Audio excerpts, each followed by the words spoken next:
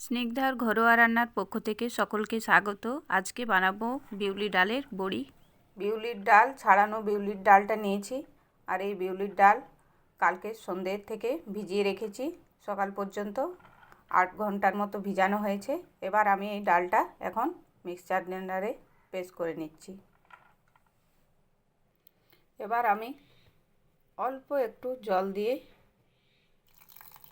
ঘুরিয়ে নেব। এ দেখুন একটু হাফ হাফ বাটা হয়েছে। এবার আমি দিয়ে দেব স্বাদ মতো লবণ আর শুকনো লঙ্কা একটা,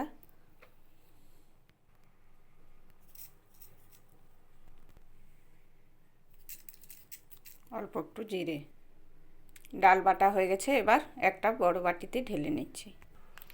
এবার আমি এই ডালের বাটাটা ভালো করে ফেটিয়ে নেব, 5 মিনিটের মতো ফেটাবো।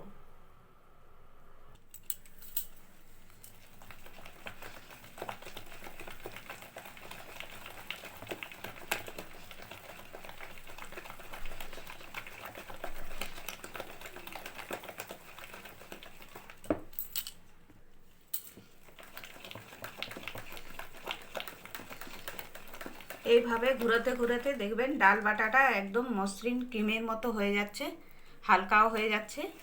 তখন জানবেন যে ফেটানো হয়ে গেছে। এবার বড়িটা দেওয়ার জন্য ডালের বাটাটা রেডি হয়ে গেছে। আর আমি দেখিয়ে দিচ্ছি ডাল বাটা ফেটাবার পর কেমন হবে। এই দেখুন বাটির মধ্যে জল নিয়েছি আর একটা ড্রপ ফেলে দেখিয়ে দিচ্ছি ফেটানোটা কত সুন্দর হয়েছে। নিচে লাগবে না, উপরে উঠে আসবে। এই দেখুন সাথে সাথে জলের উপরে উঠে এসছে।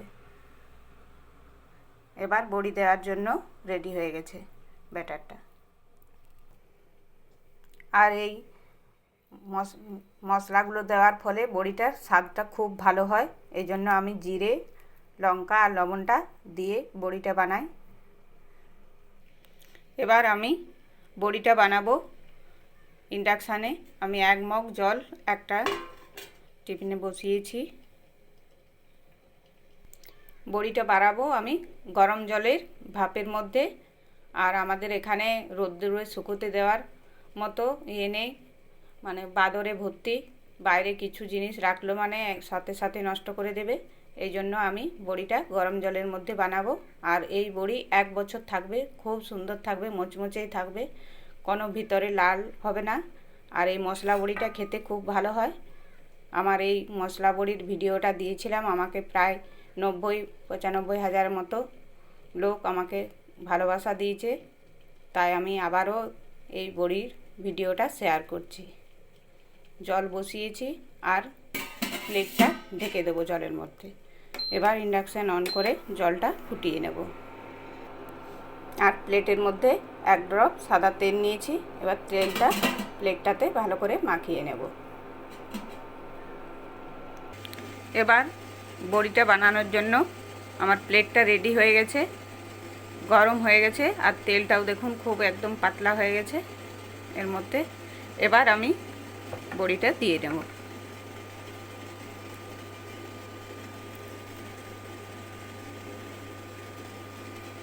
আর এই বড়িটা শুকোতে একদম 1 ঘন্টার মধ্যেই বড়ি বানানো হয়ে যাবে।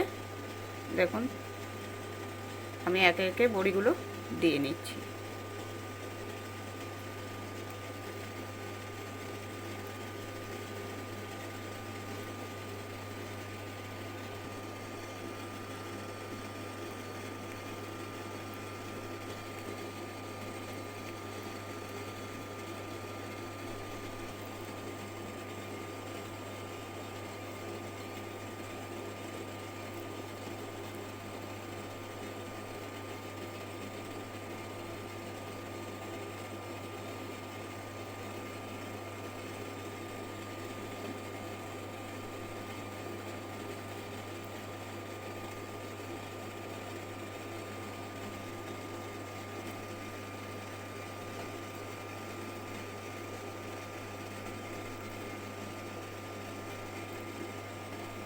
দেখুন প্লেট ভরে বড়িটা দিয়ে দিয়েছি। একইভাবে আমি আবারও একটা প্লেট রেডি করে নিচ্ছি।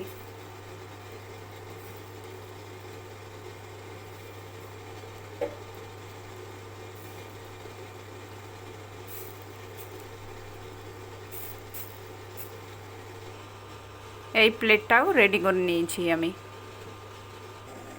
দেখুন 10 মিনিটের মতো বড়িটা দেওয়া হয়েছে, আর বড়িগুলো দেখুন আমি আস্তে আস্তে গোল হতে শুরু করেছে। এই দেখুন ওনারা সব বান্দররা আমার কদম গাছের মধ্যে বসে আছে, আর সাথে সাথেই যাই খাবার দেখবে সঙ্গে সঙ্গে জ্বালানার চলে আসবে।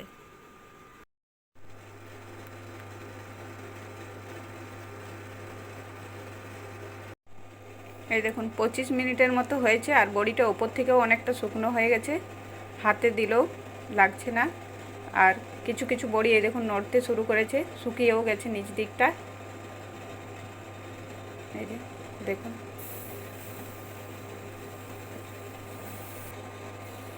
প্রায় সব বড়িয়েই এই দেখুন পুরো নড়ছে।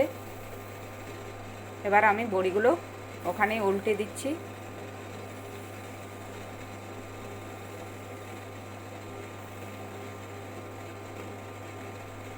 আর হাত দিয়েই নাড়ছি। দেখুন বড়িগুলো ওপর দিকটাও অনেকটাই শক্ত হয়ে গেছে, এই জন্য আর হাতে লাগছে না।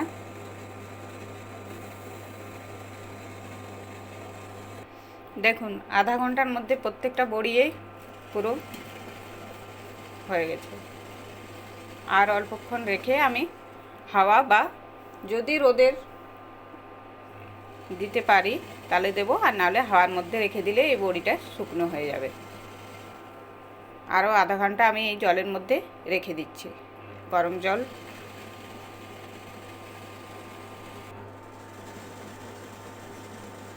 এই যে দেখুন কিচেনে এসে হাজির হয়ে গেছে একজন।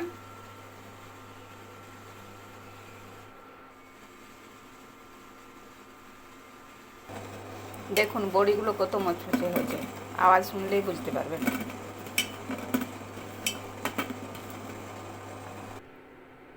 এক প্লেট বড়ি আমি নামিয়ে নিয়ে অল্প জ্বালানোর মধ্যে রোদ আসছে, আমি ওখানেই একটু রোদের মধ্যে দিলাম, আর তারপর ফ্যানের নিচেই থাকবে।